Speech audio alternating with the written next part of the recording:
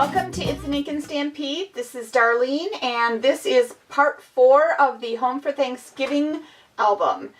Today's video, I will be covering the front side of the entry door. On part 3, the end of part 3, I mentioned that I thought that I was going to use these on this. I've changed my design just a little bit, so I'm going to put these aside and put them on a page later on in the album. So what I've done is I'm just going to use the key lock, and I'll be using that in a little bit. And I pulled out a few paper pieces that I thought would look really nice on the front door. I want to go with a pattern, and I wasn't quite sure which ones I liked. So this one's Pebble Creek. I pulled Cider Press. That's very pretty. Welcome Home, which fits really well, although it's just leaves, and just because they titled it Welcome Home doesn't necessarily mean Welcome Home when it's on a front door. So I love this paper, but I don't think that's my choice. I pulled a darker color. Thought that one was pretty. That's called Cedar Chest. Fishing Pond, I just love that. That just looks beautiful for a front cover. And also Whispering Willow. So I couldn't decide on some of them. A couple of them I pretty much think I'm going to eliminate, but I like to hold up the storm door on the front and see what goes with the wreath. Like I had said prior, I want the wreath and the bow to kind of be my center main focus when you open the album. So that looks pretty. I like that. This is pretty, but I think it's a little too much of a contrast. So I'm not going to use that one on the front door. This is too plain to me and a little busy underneath. A little too much gold, so I'm not going to use that one. The dark is very pretty, but it's almost too dreary. So I don't think I want to use that one on this one either. Now this is real pretty. I could place and cut it out here if I want to have more of the leaves showing. I like the monotone look of that. That's also pretty. So that's a possibility. Oh, and this one would make the real nice actually, I think I like this one the best. I could put it here and trace and cut around there. That really makes the wreath show. You know, I think I'm going to go with this one because it's almost the simplest. And seeing that I've changed my design idea, I'm also not going to put a photo then on the first page. I'll make it look more monochromatic, and then on the back of the entry door is where I'll put my first photo up. So I think what I'm going to do is cover this and probably also cover the chipboard letters home that I showed you at the end of part 3's video. And I will be back. Alright, so here's the front of the cover all done. I did the same application as I showed you in previous video. I also added my jumbo eyelets, and I also inked the edge of this with the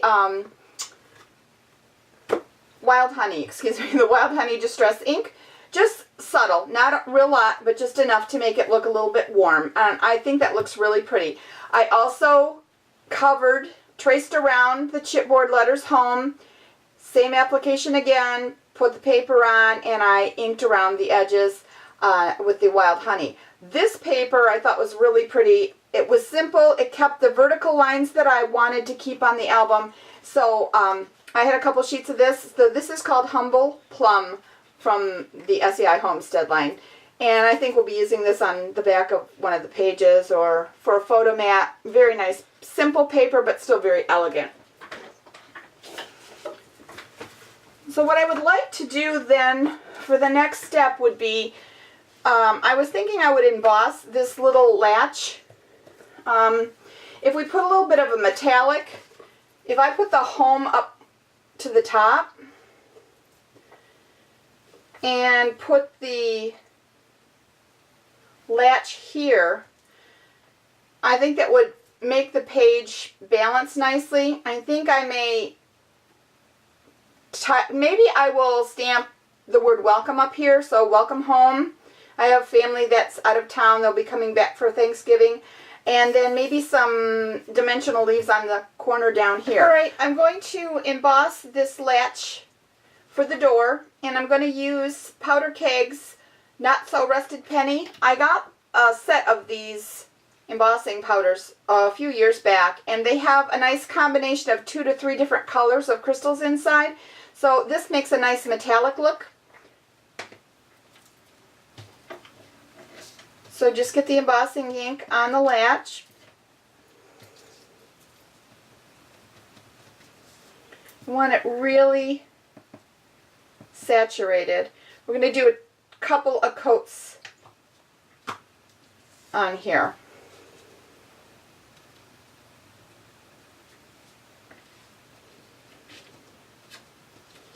Hopefully you can see the coverage. I have you zoomed in a little bit so you can see a little better.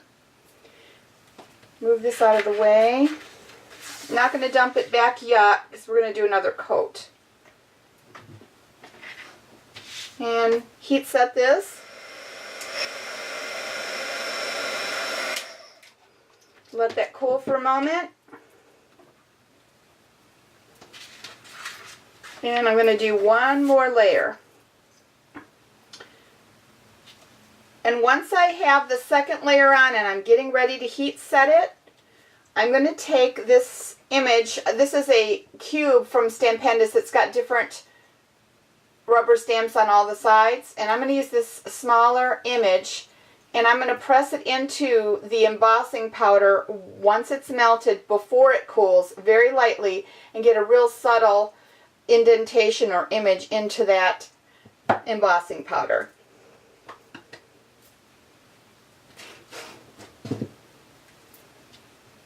So another coat of the embossing powder.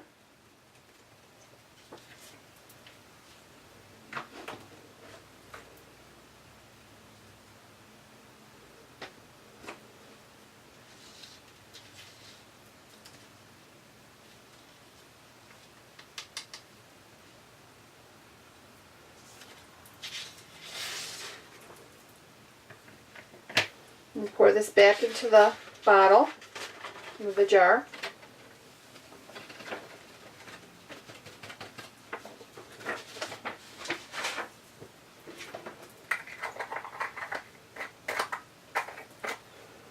Get everything set up here because you have to do it kind of quickly.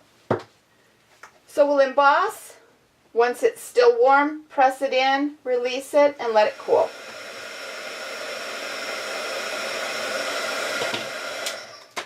Press in, hold. You don't have to push real hard, just enough for it to give an impression. Pull off, and you can see there's just a very subtle leaf effect on there. And let's see if that'll be a pretty look on the cover. If not, we can always change it up and do something different. I like it.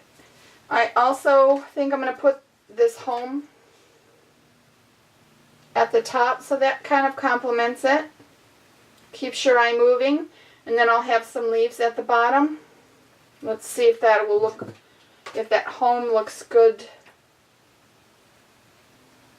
Yeah, it still doesn't take away, but I really want to showcase this part of the paper. That's why I chose to do the monochromatic.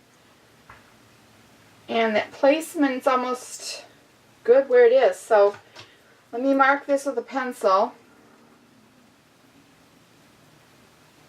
How far over? About right there. Mark this. And I'll take the liquid glue, the quick dry.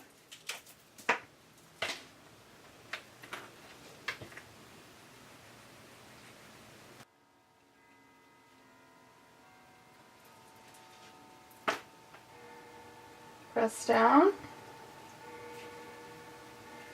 until that sets. I think I will do the same with the letter home. Let's see, I'm going to use my Tim Holtz ruler to get this straight. This is about, looks like about a 1/2 inch up from the top part of that eyelet. So I'll just leave the ruler there. I love this ruler because you can square it up vertically and horizontally. And it also is a center 0, so if you're trying to get equal measurements on each side when you're measuring something, it's really nice to use. It's kind of multi-purpose.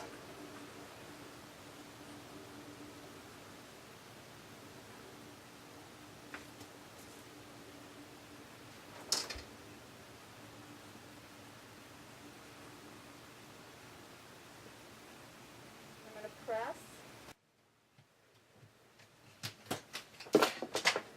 I have a little bit of glue over here because I moved it, so I can wipe that up. It probably wouldn't show, but I will wipe it up a little bit. And let that dry for a while. Okay, I'm going to stamp this word welcome off of this image. It's from the Hostess set from Stampin' Up! Up in the Air. It's the only stamp that I actually have anywhere that I have a nice welcome that's the right size. So I'm just going to get some ink on this part of the stamp. I'm going to put it on the Summer Star Fruit smooth cardstock.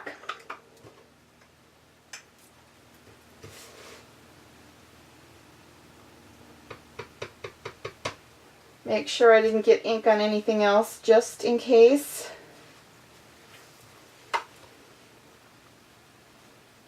Let's wipe it off a bit.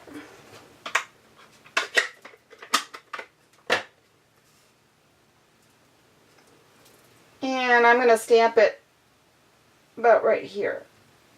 Just enough to give me some room to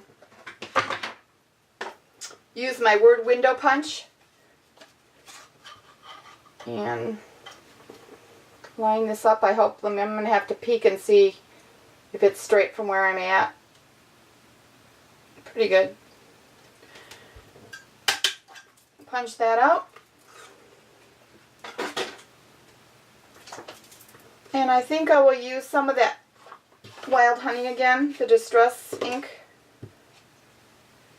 I'm going to just go lightly around the edges to soften. Where do I want to put it? Can go up here by itself. You can really put it, let's see, maybe kind of cute right there. I can put some dimensionals under here, and that will keep it the same. Yeah, let's do that. That'll keep the same level. So take the backing off and double stack it, and you can get a thicker look. These can also be trimmed down even smaller. You can snip little strips. I've used them for many different applications. So let me see if I have to trim any more.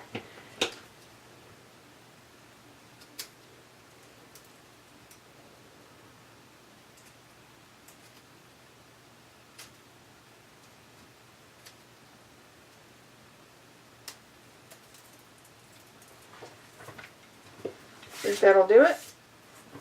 Take the backing off.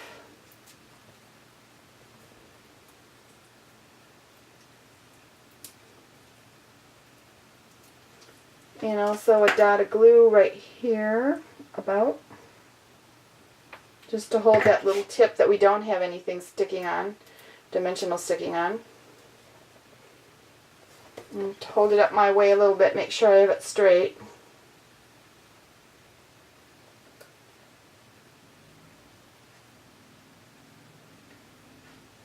Yep, that worked great. It's nice and level. So two layers of dimensionals worked really well for me to get that to go nice and smooth. I've cut a few leaves from the Tim Holtz's Alterations Tattered Leaves die. There's a couple of different shapes. So I've cut one of each shape out of the glassine paper. And I had an extra one sitting around. I'm not sure however many I'm going to need, so I just got an extra one just in case. This paper is wonderful to work with. All I want to do is, once you've got them cut out, you just scrunch them. You can scrunch them a lot, just a little, and they're moldable later. So we just kind of want to rough them up. We're going to ink these up. Get some different colors on them. You can actually take them in your hand and just scrunch them. They open up. They don't tear. I mean, I think you'd have to try really hard to tear them, but I love the creases that they leave. It picks up ink really nicely.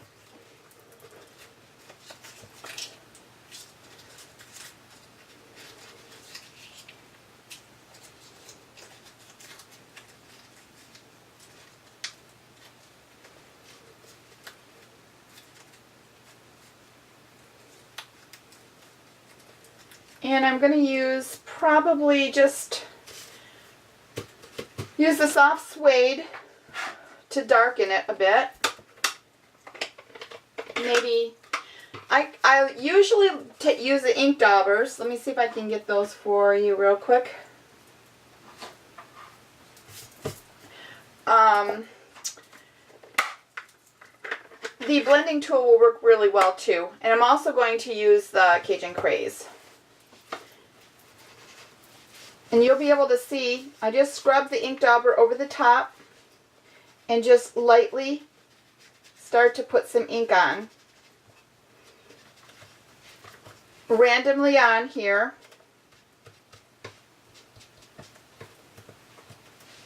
And you start building some color.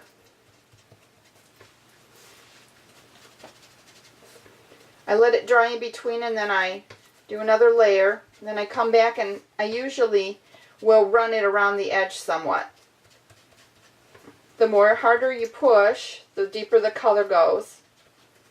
But we'll play around with a little bit of the brown soft suede on there first, and then let's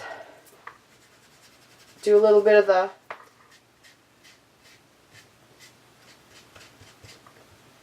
Cajun Craze.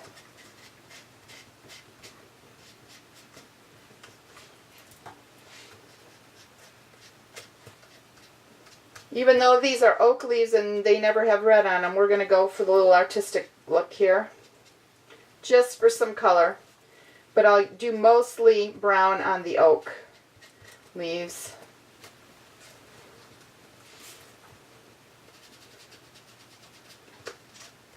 You could even spray these with the Perfect Pearl Mist. They would be very pretty. But I'm going to leave these more of a matte.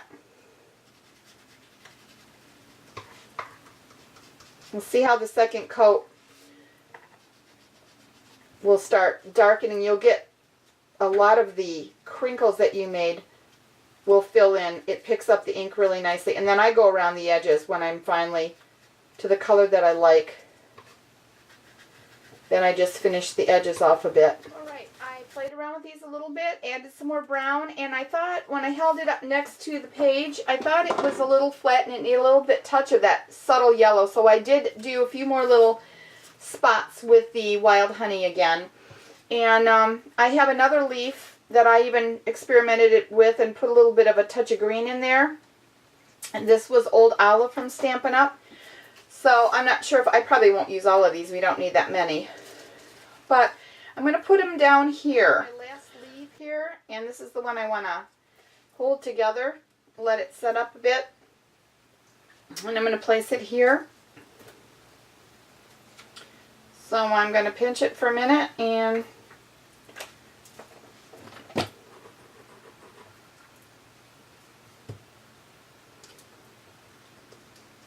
get my tweezers,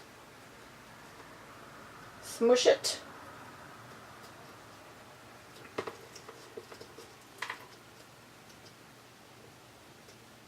I just wanted you to see. I was playing around with them and I found if I put a dab of glue somewhere, then you can scrunch them up, use the tweezers and press them down and get the wrinkly dimension that you want, and then just hold it for a few minutes and then it will dry. Alright, I have the label sheet from the collection, and I also wanted to use some of that champagne glitter paper that I showed you in part 1 of the video when I was showing you supplies.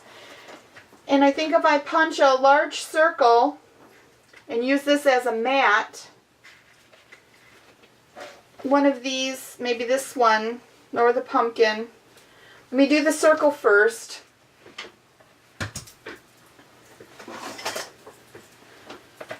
This circle is about 1.5 inches, so I want a little border. So I have a 1 3/4 inch circle punch from Stampin' Up. And I will punch out a circle from that. See if this looks like it'll look nice on here with, oh, that will look pretty. So if I put that there,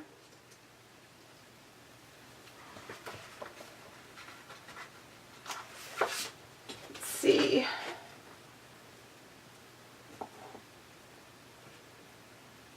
Yeah, I think I like that. What I want to do is put this sticker on a piece of scrap paper. Let me see if I can get a... I think this was, yeah, this was from the back of the storm door. So I'm just going to, doesn't matter what size, it's not going to show, but just in case it showed, we'll just put it on like this. And trim around it real quick.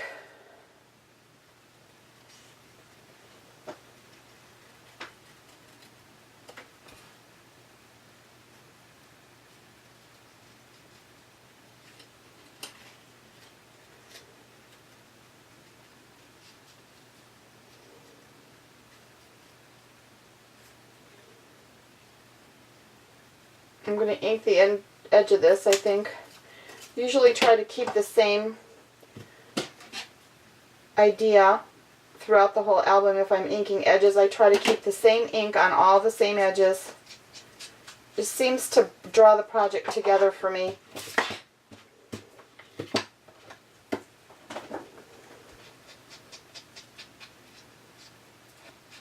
Barely shows, but it's there.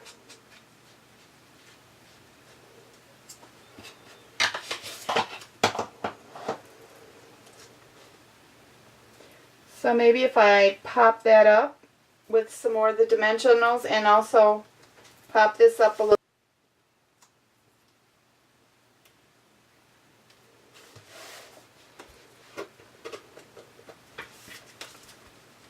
Try to center it so that it's got a border pretty reasonably the same around. The dimensionals also will adhere much better to the glitter paper.